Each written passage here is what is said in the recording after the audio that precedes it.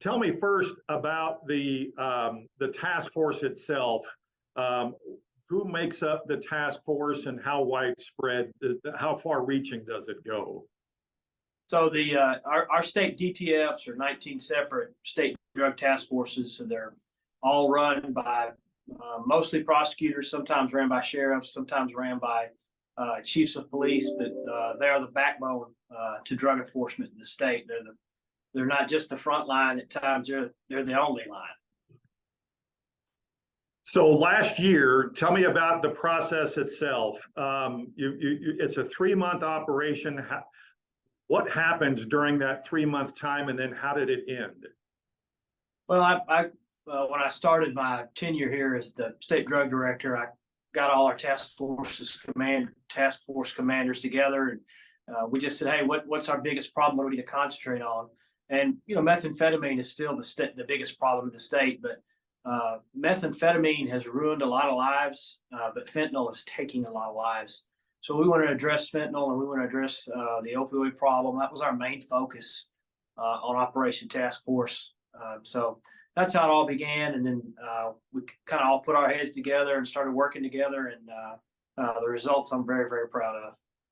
Talk about the results. It's amazing to me, at least to me, how much was seized. Give us what happened. I want to make this point too. My office kind of organized this, but I didn't kick in one door. I didn't write one search warrant. This is all on them. They really, when we got them all together and I made this request, man, they went and run with it. They did a really great job. At the end of the day, we got enough fentanyl off the streets to kill 500,000 people, 500,000 people. We had over 1,000 repeat offenders arrested.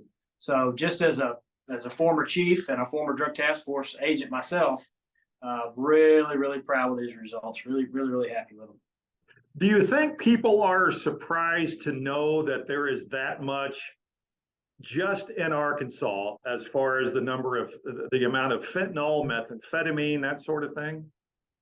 I think these numbers, they're eye-opening, and it gets a lot of people's attention. We've had a lot of communication today since this press release went out, but it gives you an idea of the scope of the problem. How important was it to do this 3-month operation and to see how it ended? It was important on a couple different categories. One, it was important because we showed we kind of saw for ourselves what we can do when we work together. When all 19 state drug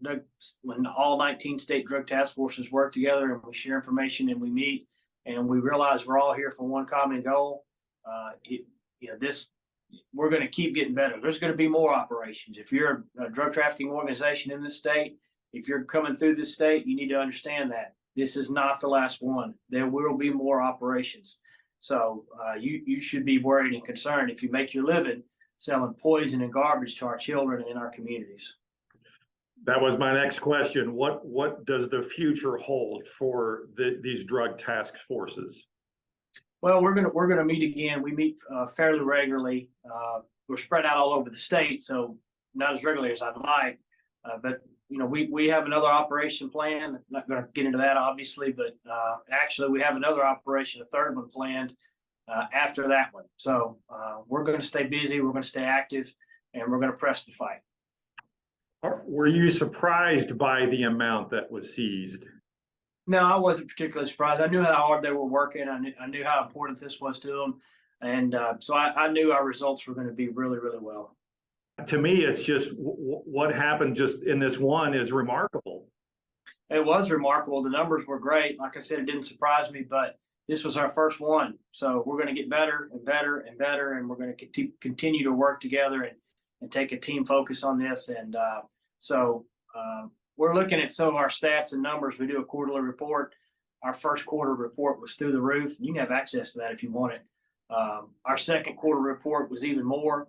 We are on track to seize more by the third quarter in illegal drugs than we did all of last year. So the numbers are great.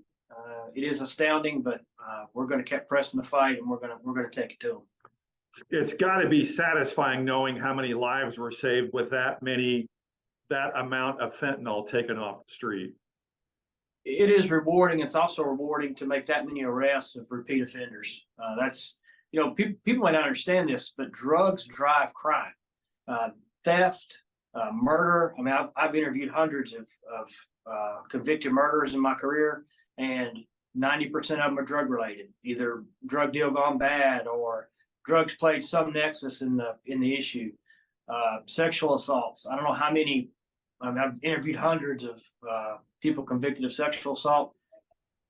How could you do this to someone? It's always methamphetamine, but drugs are always a nexus.